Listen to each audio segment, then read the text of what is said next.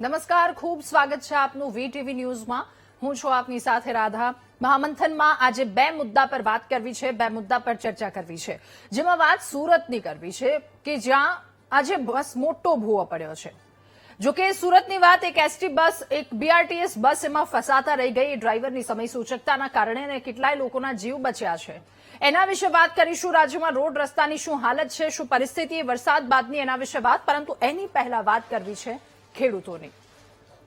વિશ્વના સૌથી મોટા કપાસ ઉત્પાદક દેશોમાં ભારતનો સમાવેશ થાય છે, પરંતુ પ્રતિ હેક્ટર ઉત્પાદનની જો વાત કરીએ તો આજે પણ અમેરિકા, બ્રાઝિલ, ઓસ્ટ્રેલિયા અને ચીન જેવા દેશોની સરખામણીએ ભારત એ ઘણું પાછળ છે.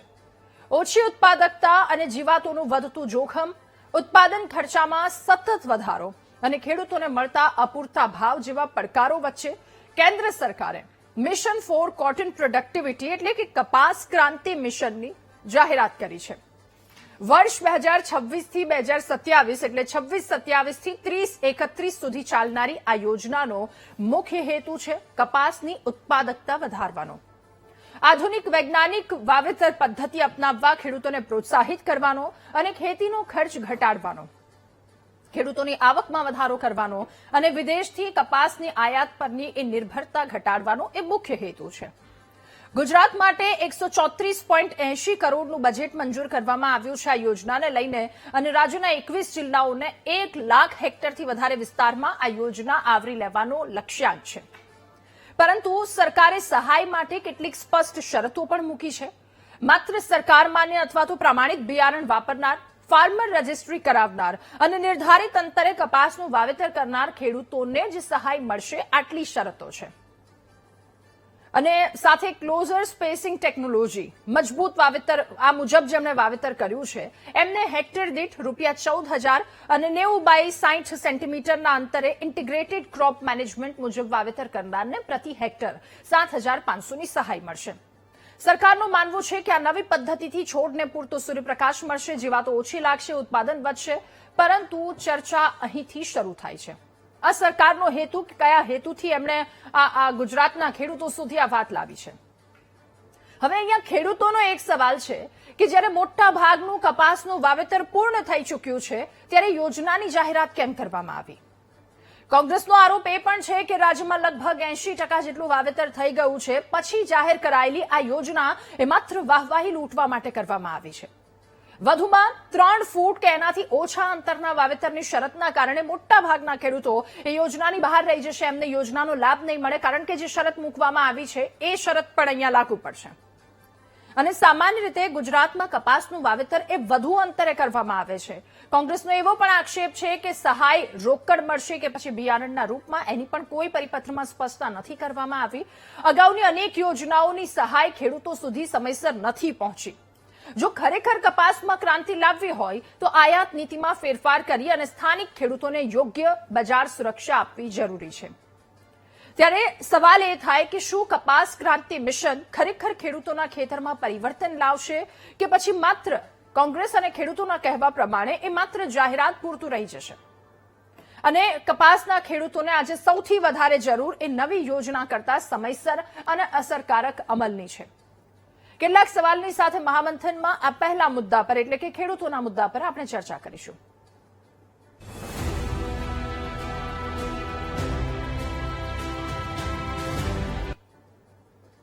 ત્યારે અન્ય દેશોની સરખામણીએ જે કોઈ પણ પડકારોનો સામનો આપણા ખેડૂતો કરતા હતા એ પડકારોને નાથવા માટે એક યોજના લાવવામાં આવી છે, પરંતુ હવે એ યોજનામાં સવાલો ઉઠ્યા છે. ખેડૂતોનું શું કહેવું છે અને કોંગ્રેસે આ મુદ્દે શું આક્ષેપો કર્યા છે, પહેલા એ સાંભળી લઈએ.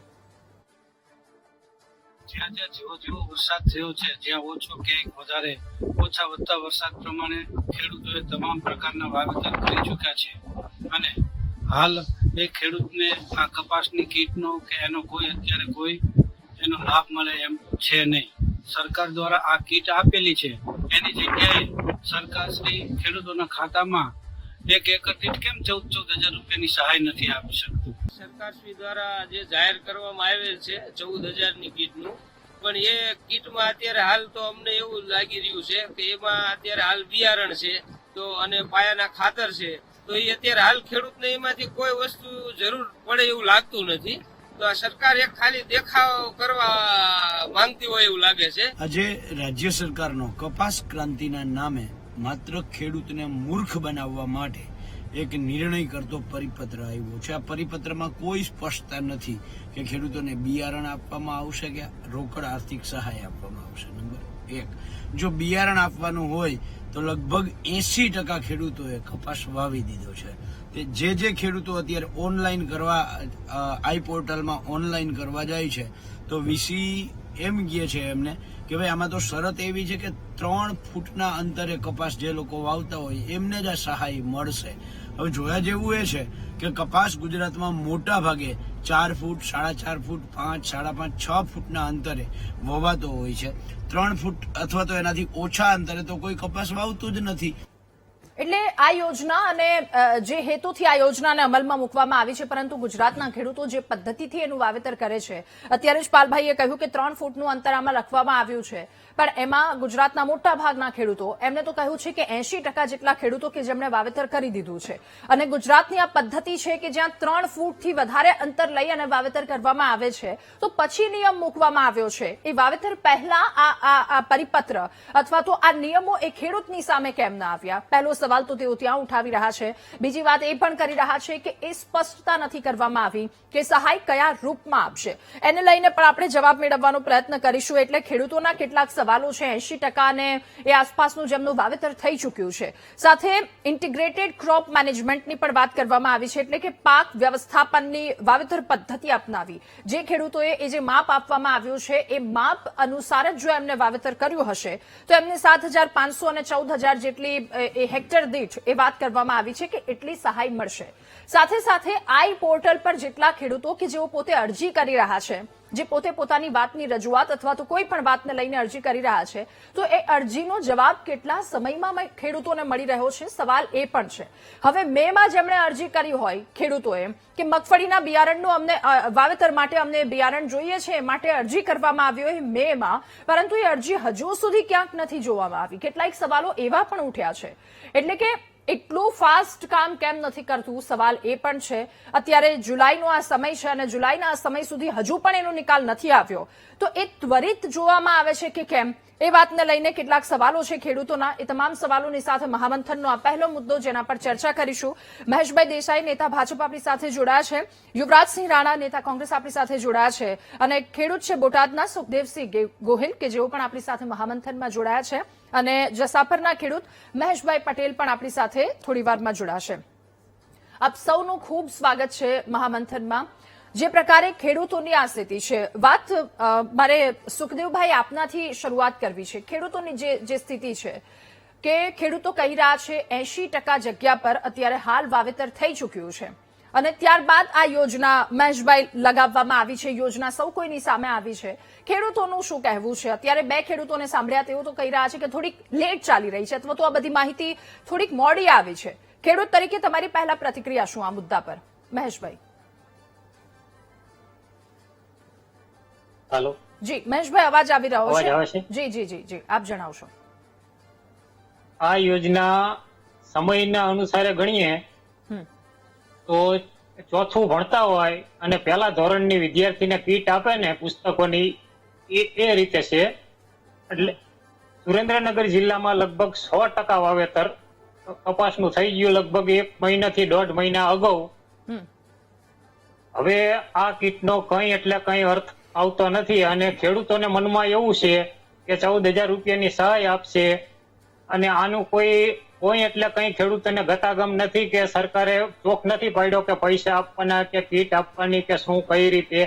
અને જે એની ગાઈડલાઈન છે કે જલ્દી એમ કે ઓછા અંતરે વાવેતર કરવાનું, તો એ અંતરે વાવેતર સુરેન્દ્રનગર જિલ્લો તો શું ગુજરાતમાં ક્યાંય પણ એવું કપાસનું વાવેતર થતું નથી. અને જો કપાસની ક્રાંતિ જ લાવવી હોય ને તો ખાતર છે, દવા છે, બિયારણ છે, આ ડુપ્લિકેટ વધારે પધરાવી દે છે તો એમની માથે એક્શન લઈને એ લોકોને જેલમાં નાખે ને તોય પણ કપાસની ક્રાંતિ આવી શકે છે. પણ આવી રીતે એમ કે વાવેતર બદલાવાથી ને અત્યારે આ લેટ એ સમય વહી ગયા પછી એ કીટની આવી જાહેરાત કરે એટલે લોભામણી જાહેરાત અને છેતરામણી જાહેરાત હોય એવું અમને લાગી રહ્યું છે ખેડૂત. ઓકે મહેશભાઈ. યુવરાજસિંહ, હવે આપની પાસેથી જાણવું સમજવું છે. પાલભાઈને હમણાં સાંભળ્યા, તેમણે પણ આક્ષેપો કર્યા છે કે આ યોજના માત્ર વાહવાઈ લૂંટવા પૂરતા છે. 80% જેટલું વાવેતર ઓલમોસ્ટ થઈ ચૂક્યું છે. મહેશભાઈએ કહ્યું કે સુરેન્દ્રનગરમાં શું વાસ્તવિકતા છે એ પણ એમણે જણાવી. એટલે ખેડૂતોની આ તમામની વચ્ચે સ્થિતિ શું થાય છે? અને બીજી વસ્તુ, આઈ પોર્ટલની વાત કરવામાં આવે છે, તો એ પોર્ટલ પર એટલા ઝડપથી રિસ્પોન્સ મળી રહ્યા છે. સાથે આપણે થોડા સમય પહેલા એ પણ ચર્ચા કરી કે અન્ય દેશોની સરખામણીમાં જો આપણા ખેડૂતોને લાવવા છે, ચલો એક બહુ જ સારા એવા હેતુથી આની શરૂઆત કરવામાં આવી છે. 0% કપાસ પરની જે ડ્યુટી પણ, એના વિશે પણ આપણે ચર્ચા કરી. એ ક્યાંક ને ક્યાંક આપણા ખેડૂતોને એ વાતને લઈને પણ ફટકો પડે છે. આ તમામ પર આપનું શું કહેવું? મતલબ 2014ના જે 15 લાખની વાત છે એના જેવું છે. આ 14,000 કોઈને મળે એમ સ્થિતિ જ નથી. મોટી યોજના હોય નીચે એક ફૂદડી હોય એના જેવું છે. આમાં જે શરતો છે, પ્રથમ તો ગુજરાત કૃષિ યુનિવર્સિટી જે ખેડૂતોને ભલામણ કરે, ગુજરાતની જ કૃષિ યુનિવર્સિટીની વાત કરું છું, એ કપાસની વાવણીનો જે બેસ્ટ સમય આપે છે એ મેનું પાછલું પખવાડિયું, એટલે કે મેની 15 થી 30 મે સુધીમાં. અને કદાચ લેટ કરો છો તો એ જૂન સુધીમાં તમે કરી શકો. અને જો જુલાઈમાં તમારે કપાસનું વાવેતર કરવાનું હોય તો કોઈ ભલામણ આપણે કૃષિ યુનિવર્સિટીની કે કોઈ પણ કૃષિ સાયન્ટિસ્ટની નથી. એટલે ન કરવું જોઈએ લેટ આટલું એમ. પહેલી વાત તો એ છે. એટલે આમણે આ જે જાહેરાત કરી છે, આજે કઈ તારીખ થી? આપણે 12 તારીખથી. હવે આજે જાહેરાત કરે છે જુલાઈની. આજે જુલાઈમાં છે આપણે, આજે જાહેરાત કરે છે. હવે આજે જેને કપાસ વાવવાનો છે એ બધાએ વાવી દીધો છે. એટલે હવે કોઈને બાકી નથી.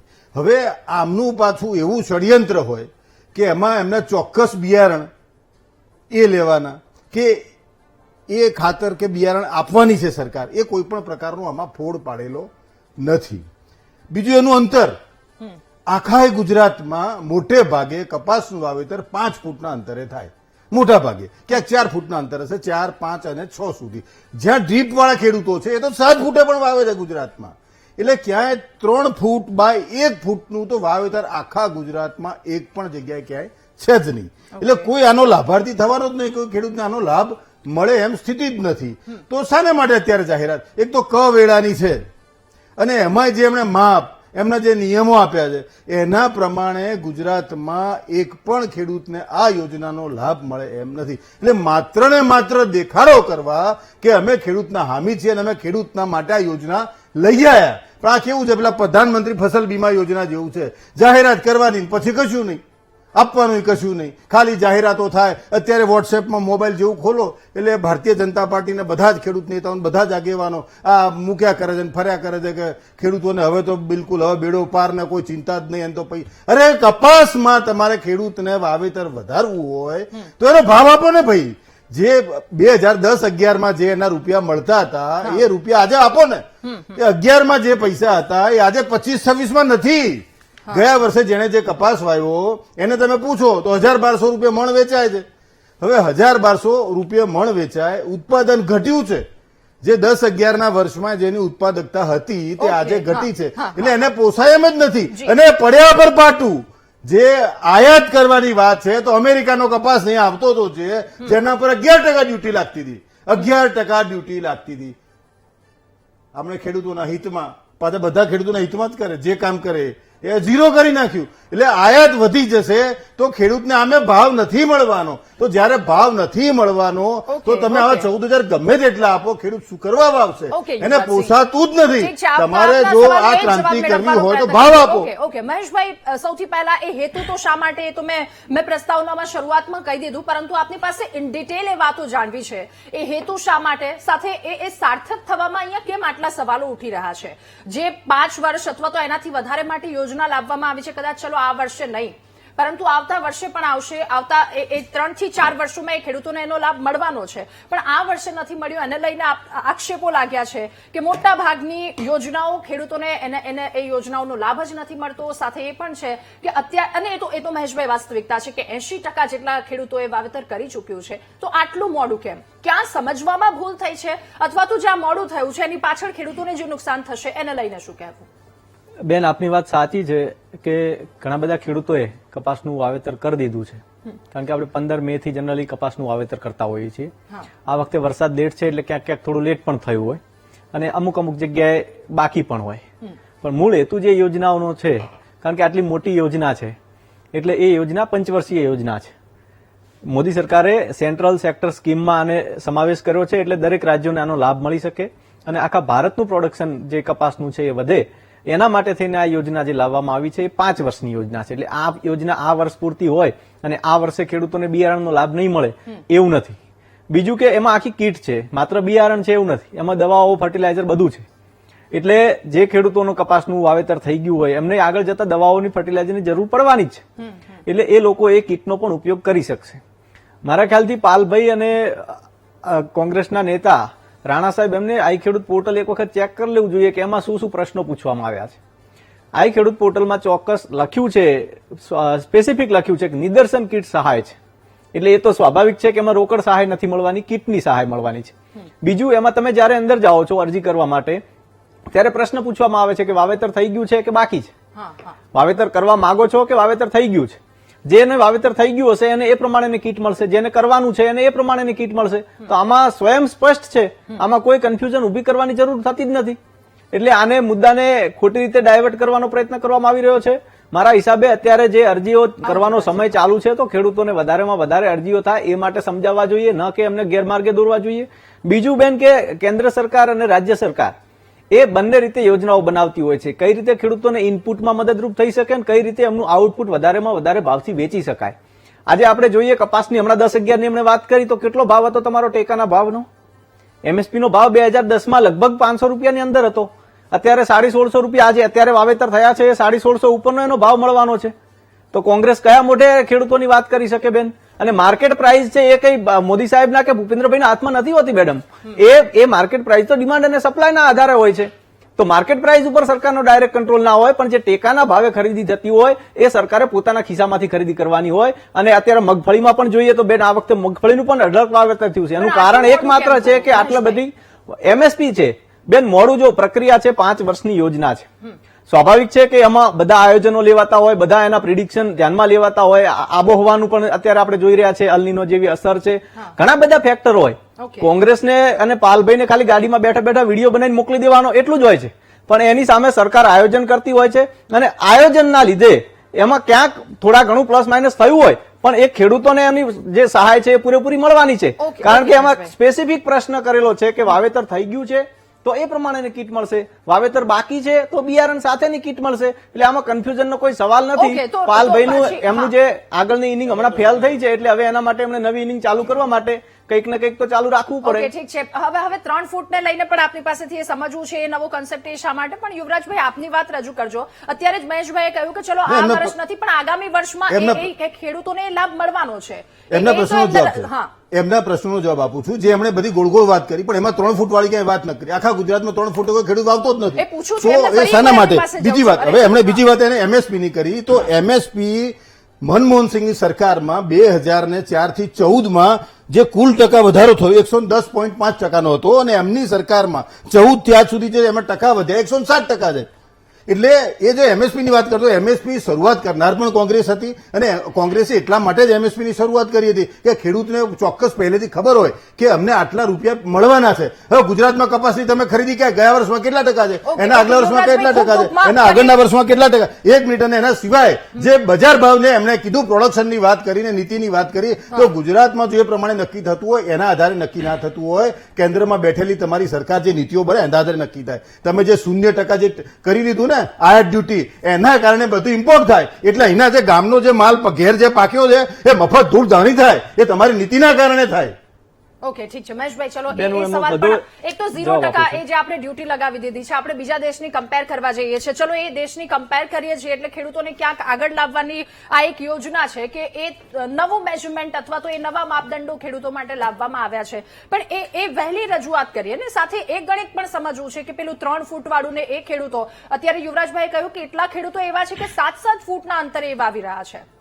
બેન, દરેક વિસ્તારની ખેતીની પદ્ધતિ, દરેક ખેડૂતની ખેતીની પદ્ધતિ અલગ અલગ હોય છે. આપણે જૂની રીતે જે ખેતી કરતા હતા એમાં 4-4, 5-5 ફૂટનું, અમુક જગ્યાએ 6-7 ફૂટનું અંતર રાખતા હતા. એ બરાબર છે, એ વખતે રાખતા હતા.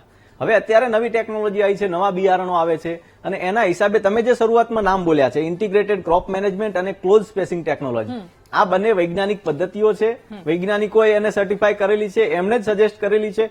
એ પદ્ધતિઓ જો અમલમાં આવે તો એના લીધે આપણે કપાસમાં પ્રોડક્શનમાં ખૂબ આગળ વધી શકીએ એમ છીએ અને એના લીધે આપણે ઇમ્પોર્ટ જ્યારે આપણું પ્રોડક્શન ખૂબ વધશે તો સ્વાભાવિક છે કે ઇમ્પોર્ટ આપણું બંધ થશે. તો ઇમ્પોર્ટ બંધ થશે તો પછી એમાં 0% ડ્યુટી ને બધું કરવાનો સવાલ નથી, કારણ કે ખેતીને પણ બચાવવાની છે અને સામે ટેક્સટાઇલ જે સેક્ટર છે એને પણ બચાવવાનું છે. એ પણ રોજગારીને એટલું જ મહત્વ આપે છે જેટલું આપણું ખેતી સાથે જોડાયેલું છે. એટલે બંને જગ્યાએ બેલેન્સ કરવાનો ક્યાંક ને ક્યાંક સરકાર પ્રયત્ન કરતી હોય, એમાં ડ્યુટીનું પ્લસ માઇનસ જ્યારે ત્યારે રહેતું હોય છે. પણ આ જે લાંબા ગાળાનો એનો હેતુ છે કે કપાસમાં આપણે આત્મનિર્ભર બનીએ અને આપણે ઇમ્પોર્ટ ના કરવું પડે એ છે.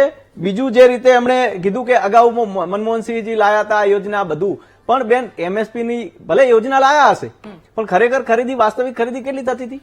અત્યારે ગામમાં તમે પૂછો, છેવાડાના માનવીને પૂછો, છેવાડાના ખેડૂતને પૂછો જેની જોડે 2 વીઘા જમીન હોય એને પણ પૂછો કે ટેકાના ભાવે મગફળીનું તે નોંધણી કરાઈ છે તો એ કહેશે કે અમે કરાઈ છે. તે આના માટે નોંધણી કરાઈ, આ તાર ફેન્સિંગ માટે કરાઈ, કલ્ટિવેટર માટે કરાઈ, ટ્રેક્ટર માટે કરાઈ. એક યોજનાઓ બેન એના અકાઉન્ટમાં પૈસા ડાયરેક્ટ ડીબીટીના માધ્યમથી જાય છે. અને યુવરાજજીએ જે કીધું કે મનમોહનસિંહ જયારે જાહેરાત કરી દેતા એટલે ખેડૂતોને ખબર હતી. ભાઈ તમને કદાચ ખબર નહીં હોય, 2014માં મોદી સાહેબ આયા એના પછી એડવાન્સમાં એમએસપી જાહેર કરવાની શરૂઆત કરી. તમારા વખતે તો એમએસપી ક્યારે જાહેર થતી? ખેડૂત એનો માલ બધો બજારમાં વેચી લે પછી તમે એમએસપી જાહેર કરો ને પછી ખરીદી ચાલુ કરો એટલે વેપારીઓ લઈ જાય. જયારે આજે બેન હજી કપાસનું વાવેતર ના થયું હોય ને એની પહેલા કપાસની અને અત્યારે મગફળીનું વાવેતર હજી હવે ચાલુ છે, એમાં પણ એની 1500 રૂપિયાની જાહેરાત કેન્દ્ર સરકારે વહેલીને એડવાન્સ કરી દીધી. ઓકે, મહેશભાઈ પટેલ ખેડૂત છે. યુવરાજભાઈ આપની પાસે આવું છું, પણ મને એક વાસ્તવિકતા મહેશભાઈ આપની પાસેથી પણ જાણવી છે. આઈ ખેડૂત પોર્ટલમાં જયારે અરજી કરો છો તો એ કેટલા સમયમાં તમને જવાબ મળી જાય છે? કારણ કે કેટલાક ખેડૂતોના એ પણ આક્ષેપ મગફળીના બિયારણ માટે અરજી કરી હતી, મે નો સમયગાળો અને જુલાઈ સુધી હજુ પણ જવાબ નથી મળ્યા. એટલે ક્યાંક ને ક્યાંક આ વાત પણ છે. મહેશભાઈ, એ વાસ્તવિકતા આપની પાસેથી જાણવી છે. નહીં, હું મહેશભાઈ પટેલ ને એકદમ સાચી વાત છે બેન. હા, એકદમ સાચી વાત છે કે આ ખેડૂત પોર્ટલમાં મગફળીના બિયારણ માટે અરજી કરેલી અને પછી મગફળી ધારો કે હવે નીકળવાનો સમય થાય ને ત્યાં સુધી એના બિયારણની કે કંઈ પણ સમાચાર આપને મળતા નથી. એટલે એ રીતે અત્યારે પણ દાખલા તરીકે હવે ક્યારે આનો રિટર્નિંગ કે અમને મળતીનો લાભ એ કઈ એટલે કઈ ખબર નથી. ઓકે, થોડો અવાજ પ્રોપર નથી આવી રહ્યો. મહેશભાઈ, એક આ સવાલ પણ છે ખેડૂતોનો કે આટલા મહિનાઓ વીતી જાય છે તેમ છતાંય ખેડૂતોને એ વાતને લઈને જવાબ કેમ નથી મળતો? આ સવાલની સાથે આપની પાસે આવું. પણ યુવરાજભાઈ, મારે આપને એક સવાલ પણ પૂછવો છે. આપની વાત એ પણ, ચીન કરતા આપણે 30% ઓછું ઉત્પાદન કરીએ છીએ, બીજા દેશોની કોમ્પિટિશનમાં આપણા ખેડૂતોને આગળ લાવવા માટેની યોજના છે, તો શું એવું ન થઈ શકે કે ચલો ક્યાંક એ ત્રુટી છે તો એ બધું સાથે મળી સાથે બેસી આના પર કામ કરીએ અને હું તમારી આ વાત સાથે સંમત. ત્રુટી હોય તો આપણે સાથે મળી એનો ઉકેલ 100% કરવો જોઈએ. પણ એમણે એમના મોઢે જ વાત કરી કે એમએસપી એડવાન્સમાં જાહેરાત કરે, એમને એની ખબર પડે છે તો આની નહીં પડતી? હવે આ જ વસ્તુ છે એમણે મેમાં કરવાની હતી તો ખેડૂતને ખબર પડે કે મારે નવી પદ્ધતિથી વાવેતર કરવાનું છે, નવા બિયારણ છે કયા આયા છે ખબર પડે. અત્યારે તો ખબર જ નથી નવા કયા બિયારણ છે. હવે એ કહે કે કયું નવું બિયારણ લાયા છે, એકાદ બિયારણનું નામ આપે તો મને આનંદ થશે કે નવું આ લાયા છે, નવું ભારત સરકારે કે ગુજરાત સરકારે નવું સંશોધન કર્યું છે. એ કહે તો એમનો આભાર. હવે એ સિવાય બીજી એક વાત કરું તમને કે એમણે 1 લાખ હેક્ટરનો લક્ષ્યાંક આપ્યો છે ગુજરાતમાં. ગુજરાતમાં આજે વાવેતર કપાસનું કેટલા હેક્ટર થાય? લગભગ 23 લાખ હેક્ટર. થોડાક વર્ષો પહેલા જાવ તો 28 લાખ હેક્ટર સુધી આપણે વાવેતર થતું, 5 લાખ હેક્ટર ઘટ્યું. આજે 23 લાખ હેક્ટરનું કપાસનું વાવેતર થાય છે અને 1 લાખ હેક્ટરનો ટાર્ગેટ છે. તો કુલ કપાસ વાવતા ખેડૂતોના માત્ર 3.5% તમે આપવાના જોવા. પણ એમાં નિયમો પણ 3.5%. અરે પણ હું એ જ કહું છું કે તમારી મનસા જો આપવાની છે તો આપો ને બધાને. જે કપાસ વાવે એને આપો, ખુલ્લું મન મૂકીને મોટું મન મૂકીને આપો. તમે જે કીધું ભેગા થઈને બેસીને બધાનું થાય સારું થાય એવું કરી, ખેડૂતનું સારું થાય અને એમને ટેક્સટાઇલ વાળાને બહુ ચિંતા છે એમનું સારું થાય, સરકારનું સારું થાય, પ્રજા તમારી વાહવાહી કરે, બધું કરે. આપો ને બધાને. અરે તમે ખાલી 1 લાખ હેક્ટર ટાર્ગેટ રાખો છો 23 લાખ હેક્ટર વાવેતરની સામે. એટલે તમારી મનસા જ નથી, તમારી દાનત જ નથી આપવાની. આ 3.5% થાય. હવે એના જો ખેડૂતોને તમે ગણો, ગુજરાતમાં 52 લાખ ખેડૂત છે, એના ટકા વાવેતર પ્રમાણે ગણો તો કેટલા ખેડૂત? 40,000 ખેડૂતનો કદાચ લાભ થાય એનો. અને એ મળે તો, અને એમાં તમારી જો ને તો ને જે શરતો છે ને પેલી ફૂદડી વાળી કે 3x3 ને 3x, એ તો નથી કોઈ કર્યું. તો હવે કોને તમે પૈસા આપશો? ઓકે, યુવરાજભાઈ ખેડૂત પણ જોડાયા છે. સુખદેવસિંહ ગોહિલ બોટાદથી આપણી સાથે જોડાયા છે. સુખદેવભાઈ, આપનું પણ ખૂબ સ્વાગત છે મહામંથનમાં. સુખદેવભાઈ, કપાસ ક્રાંતિ યોજના વિશે વાત કરી રહ્યા છે. ખેડૂતોને લાભ કેટલો થાય? આ યોજના મોડી આવી હોવાના ક્યાંક ખેડૂતોનો આક્ષેપ છે. તમારું શું કહેવું છે આ યોજના પર? આ યોજના અમારે બોટાદ એનો કપાસનું મોટું હબ કહેવાય, સૌરાષ્ટ્રનું આપણે. ને રોજ પર ડે 85,000 લાખ માણસ કપાસની આ વખતે આવું મોટું સેન્ટર છે બોટાદ. ત્યારે હવે બોટાદ જિલ્લાના ખેડૂત તરીકે હું કહીશ કે સરકારે 0% ડ્યુટી કરી અને બહારથી કપાસ આયાત કરશે. હવે આપણો કપાસનું ઉત્પાદન થશે ત્યારે બહારથી કપાસ સસ્તો લાવશે, જીનતોને ફાયદો થાય છે. ખેડૂતોને ફાયદો નથી થવાનો, ફાયદો જીનતોને અને ઉદ્યોગપતિઓને થવાનો છે. અત્યારે 0% ડ્યુટી કરી નાખી છે કે 2 મહિના 3 મહિના પૂરતું રાખશું, પછી જયારે ઉત્પાદન અહીંયા ગુજરાતમાં ભારતમાં થશે ત્યારે અમે રદ કરીશું. પરંતુ અત્યારે આયાત થઈ જાય છે તો એ કપાસ આપણા ગુજરાતના અને દેશના ખેડૂતો ઉત્પાદન કરશે, એની સામે વિદેશથી આવેલો કપાસ જે છે એ સસ્તો પડશે. પરિણામે ખેડૂતોને છેલ્લા ઘણા સમયથી પોષણક્ષમ ભાવ નથી મળતા, એ જ પ્રોબ્લેમ રહેશે. ખાતર, બિયારણ આ બધું મોંઘું થયું છે, પણ પોષણક્ષમ ભાવ ખેડૂતોને મળવા નથી. આમાં ખેડૂતોને ક્રાંતિ અને ખેડૂતોનો વિકાસ ક્યાંથી થાય? ઓકે. ફરી એકવાર મહેશભાઈ એ જ સવાલની સાથે અત્યારે ખેડૂતે પણ એ જ પૂછ્યું કે આપણે એ કમ્પેરિઝન કરવા જઈએ છીએ. એક તરફ 0 ડ્યુટી એટલે ક્યાંક ને ક્યાંક ખેડૂતોને એ મારતો છે. આપણે અગાઉ પણ ચર્ચા કરી હતી 0% ડ્યુટી કરી દીધી એટલે એ સમયગાળા દરમિયાન બંધ કરી દઈશું જ્યારે આપણે અહીંયા ગુજરાતમાં થશે. એટલે સ્ટોક તો કરી જ દીધો હશે ને, તો ક્યાંક ને ક્યાંક ગુજરાતના ખેડૂતને એ વાતને લઈને માર પડશે. બેન, કપાસનું ઉત્પાદન જે છે એ લિમિટેડ પીરિયડ માટે આવતું હોય છે, જ્યારે ટેક્સટાઇલ જે સેક્ટર છે જેનું પ્રોડક્શન છે એ તો સદંતર ચાલતી પ્રક્રિયા છે. એટલે અને એમાં પણ કરોડો લોકો જોડાયેલા છે. એટલે સરકાર તો મેં પહેલા પણ કીધું કે સરકારનું હંમેશા હેતુ એવો હોય કે દરેક વર્ગને બેલેન્સ કરીને ચાલે. આજે કોઈ વર્ગને વધારે નુકસાન ના થાય. આજે આપણે વિચારીએ છીએ કે એમએસપી છે એકદમ અઢળક વધારી દઈએ તો એનો ભારણ છે એ છેવટે તો એના કન્ઝ્યુમર ઉપર આવવાનું છે. એટલે બંને જગ્યાએ બેલેન્સ કરીને ચાલવાનું એ સરકારનું કામ હોય છે. એટલે જ્યારે કપાસની તંગી સર્જાય માર્કેટમાં ત્યારે સરકાર એમાં ઇમ્પોર્ટ ડ્યુટી ઘટાડતી હોય છે, એટલે ઇમ્પોર્ટ થઈ શકે. અને પછીથી જ્યારે પ્રોડક્શન આવવાનું ચાલુ થાય ત્યારે લાગુ કરી દેતી હોય છે, એટલે ખેડૂતોને પણ નુકસાન ના જાય. તો આ બેલેન્સ વાળી પ્રક્રિયા છે અને દર વર્ષે આપણે અમલમાં મૂકતા હોઈએ છીએ, એવું નથી કે હવે કરતા હોઈએ. ઓકે, પોર્ટલની નિયમિતતા પર પણ ખેડૂતો સવાલ પૂછી રહ્યા છે. મહેશભાઈ, બેન, પોર્ટલની પણ હું વાત કરું કે મને પર્ટિક્યુલર કેસનું એમને જે કીધું એ મારા ધ્યાનમાં નથી આવ્યું, પણ હું તમને એટલું કહેવા માંગુ છું કે આજે તમે ખેડૂત હો અને તમે અરજી કરો અને તમારામાં મેસેજ થકી તમારામાં જવાબ ના આવે તો હું જવાબદાર છું.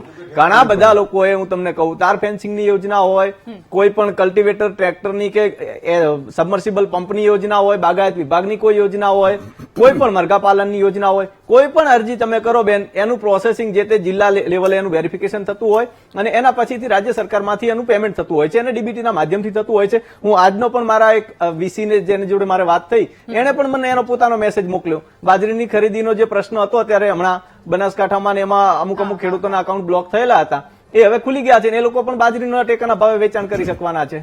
એટલે દરેક યોજના ખેડૂત સુધી પહોંચે છે અને ખેડૂતો જાણે છે બેન.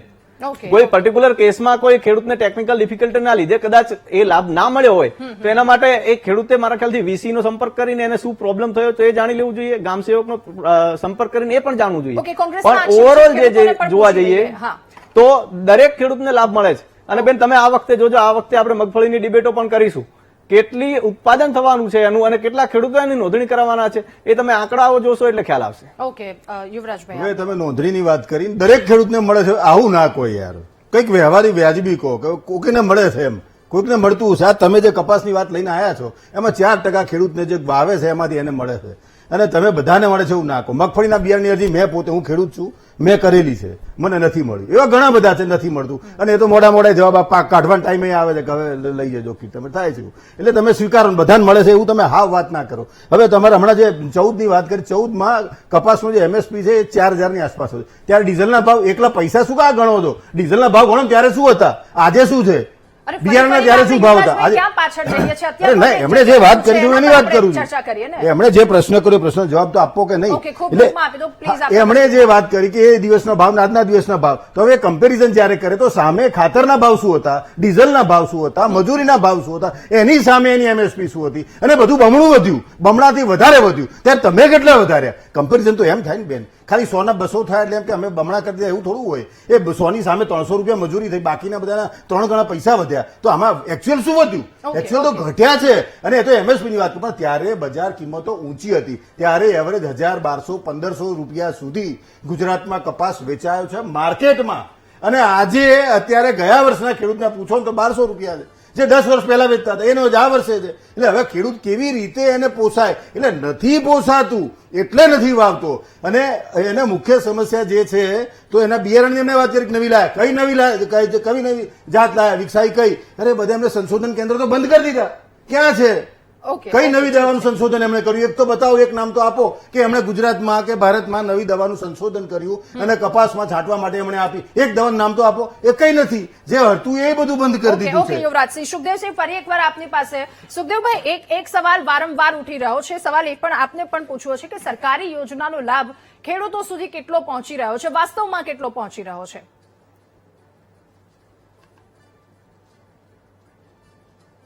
સુખદેવભાઈ, અવાજ આવે છે? ઓકે, મહેશભાઈ પટેલ પણ આપણી સાથે. મહેશભાઈ, તમને સવાલ એ પૂછવો છે, આજ સવાલ કે ખેડૂતોને એ યોજનાઓનો લાભ કેટલો મળી રહ્યો છે, જમીનની સ્થિતિ શું છે? યોજના કંપની જાહેર કરી દે છે પણ જમીન બહુ થતો હોય ઓકે, નથી પ્રોપર અવાજ આવી રહ્યો. મહેશભાઈ, હવે એ જ સવાલની સાથે મહેશભાઈ, એ જ સવાલની સાથે કે અત્યારે જે ખેડૂતોએ વાત કરી છે કે 3 ફૂટની જે વાત કરવામાં આવી છે, તો ક્યાંક એ પણ એની પાછળનું તથ્ય પણ ખેડૂતોને સમજાવવું પડશે ને. ચલો, એક સારી વસ્તુ ખેડૂતો માટે લાવવામાં આવી છે, અથવા તો અત્યારે એ 4 થી 5 ફૂટ અથવા 7 ફૂટની વાત કરવામાં આવી રહી છે. કદાચ આવનારું વર્ષે નવી યોજના સાથે ખેડૂતો એ નિયમોનું પાલન કરશે, પણ એની પાછળના એ ફાયદા શું એ પણ ખેડૂતોને સમજાવવા પડશે. બેન, પહેલા તો યુવરાજસિંહને સાંભળવામાં ગડબડ થઈ છે. મેં નવું બિયારણ નહીં પણ નવી પદ્ધતિ શબ્દ બોલ્યો છું કે જે વૈજ્ઞાનિક રીતે એ સાબિત થયેલી પદ્ધતિઓ છે. એટલે એ પ્રમાણે ઉત્પાદન કરવાથી ઉત્પાદન વધતું હોય છે, પ્રોડક્ટ એ પ્રમાણે વાવેતર કરવાથી ઉત્પાદન વધતું હોય છે, એવું વૈજ્ઞાનિક ઢબે પ્રૂવ થયેલું છે.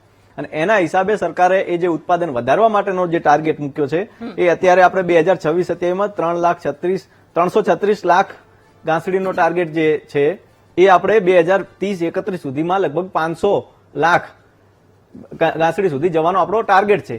અને એના માટેની જે 5 વર્ષની કેન્દ્ર સરકારે યોજના બનાવી છે.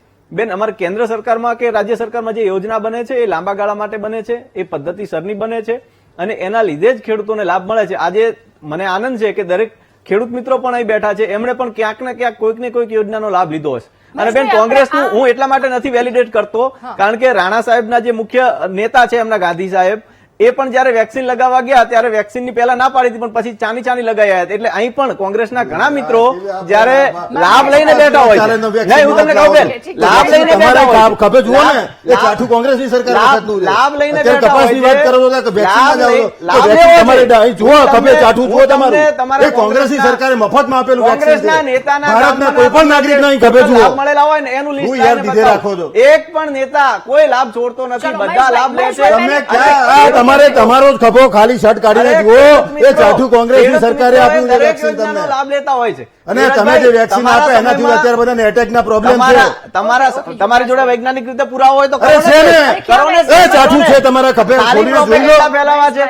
વાત તપાસની ત્યારે તમારા ક્યાં વેક્સિન પર જતા રહો છો? પણ બેન, એમણે જે યોજનાઓની પણ વાત કરી કે ફૂદડી દેખાય છે, તમારા સમયે કોઈ યોજનાઓ જ નથી તો ફૂદડી એક દેખાવાનો પણ નવી જવાબ ના હોય. યોજના ગુજરાત સરકારે તમારા- ખેડૂત માટે જો કરી હોય નવી, ચલો, મહેશ, તો અરે કહો યાર, મને. યુવરાજભાઈ, એક પણ નવી હવે યોજના હું હોય તો પાણીથી કહો. ચાલુ કરીશ કે વીજળીથી જે ચાલુ જૂની કરીશ યોજના તો હોતી એ જ પાણી ચાલુ આવી છે. જશે. કઈ નવી યોજના તમે પાણી કે બતાવો. ચાલુ કરીશ તો અરે પાણી તમે તો આવી નવી યોજના લાવો છો અને ઉદ્ઘાટન કરી ફોટા પાડીને સડર પાડી દો. ઓકે, યુવરાજભાઈ, પ્રધાનમંત્રી સમયનો ફસલ અભાવ છે. યોજના એક સવાલ લઈ કરો. લઈએ. યુવરાજભાઈ, સમયનો અભાવ છે. આપણી સાથે સુખદેવભાઈ, એક સવાલ આપને, આ મુદ્દે શું થવું જોઈએ? જે યોજના છે એને લઈને આપનું શું કહેવું છે? અને જે બીજી સરકારી યોજનાઓ છે એ યોજનાનો લાભ પૂરેપૂરો મળી રહ્યો છે, એના વિશે આપનું શું કહેવું? ખૂબ જ ટૂંકમાં સુખદેવભાઈ. ખેડૂતોને ઓનલાઈન કરવામાં ખરેખર અમુક લાભો મળે છે, પરંતુ એમાં સિસ્ટમને હિસાબે તાલુકા જિલ્લા લેવલે કે પ્રદેશ સુધી પહોંચે એમાં ઘણા ખરા ખેડૂતો લાભથી વંચિત પણ રહી જાય છે. ઓકે, સરકારશ્રીની યોજનાઓ અમુક સારી છે પણ એ ખેડૂતો સુધી ખરેખર પહોંચતી પણ નથી. ઓકે, ક્યાંક લાભ મળી રહ્યો છે, કેટલીક યોજના નથી પહોંચી રહી.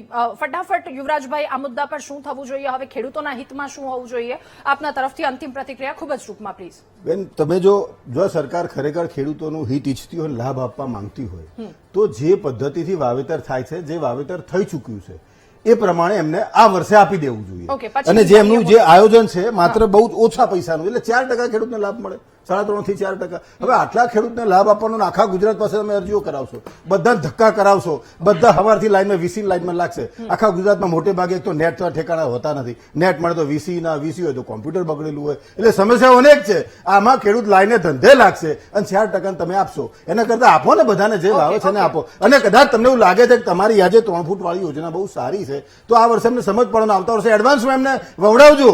અને જો એમાંથી ખેડૂતનું ભલું હોય, થતું હોય, ખેડૂતનું હિત થતું હોય, તમે તો રાજી જ છીએ. હું ખેડૂતનો દીકરો છું, મારે તો ખેડૂતનું હિત થાય એ તમે કરો, બીજા કરે, ત્રીજા કરે, જે કરે એ કરે, તો ખેડૂતનું હિત થાય એવું કરો. હા, મહેશભાઈ, કેટલાક સવાલો યુવરાજભાઈએ પણ પૂછ્યા, એ પણ, અને સાથે એ સવાલ પણ કે આ 5 વર્ષની યોજના જો આ વખતે લાભ ન મળવાનો હોય એ પૂરેપૂરો, તો એને 4 વર્ષની ગણી શકીએ. સાથે બીજો સવાલ એ પણ કે આ 4%ની જે હમણાં વાત કરી એ બધા ખેડૂતોને આપણે ન આવરી શકીએ. ખૂબ ટૂંકમાં આપની વાત, અંતિમ પ્રતિક્રિયા. બેન, કોઈ પણ યોજના જે છે એના પર્ટિક્યુલર હેતુ માટે બનતી હોય છે, તમે પણ જાણો છો.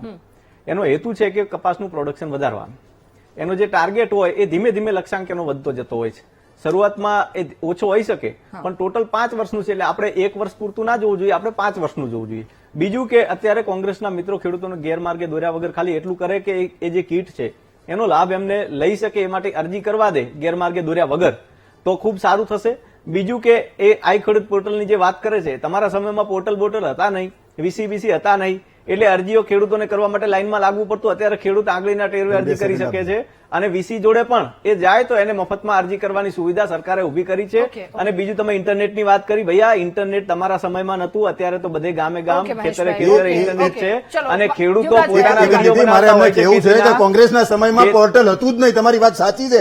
ખેડૂતને જયારે ઈચ્છા થાય ત્યારે અરજી કરી શકતો હતો, જયારે ઈચ્છા થાય ત્યારે જિલ્લા પંચાયત, જયારે ઈચ્છા થાય ત્યારે બાગાયત ખાતામાં, જે ઈચ્છા થાય તે કરી શકતો હતો. તમે જે પોર્ટલ લઈ આવ્યા એના કારણે અરજી નથી કરી શકતો. પોર્ટલ ખુલે ક્યારે, બંધ ક્યારે થાય. સાચી વાત છે.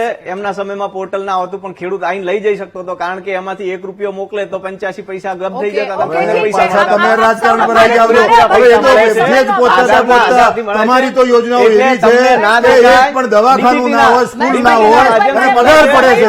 આજની 100% ભ્રષ્ટાચાર. હવે ખેડૂતની વાત કરો ને, વાત કરવા ખેડૂતની ખાતામાં ડાયરેક્ટ પૈસા જાય છે. આપ સૌનો ખૂબ આભાર મહામંથનમાં અમારી સાથે જોડાવા બદલ, આ મુદ્દા પર ચર્ચા કરવા બદલ. તો એક હેતુથી આ યોજનાનો અમલ કરવામાં આવ્યો છે કે બીજા દેશોની કમ્પેરિઝનમાં આપણા ખેડૂતોને આગળ લાવવામાં આવે. એ તમામ અને સાચી માહિતી ખેડૂતો સુધી પહોંચવી પણ ખૂબ વધારે આવશ્યક છે.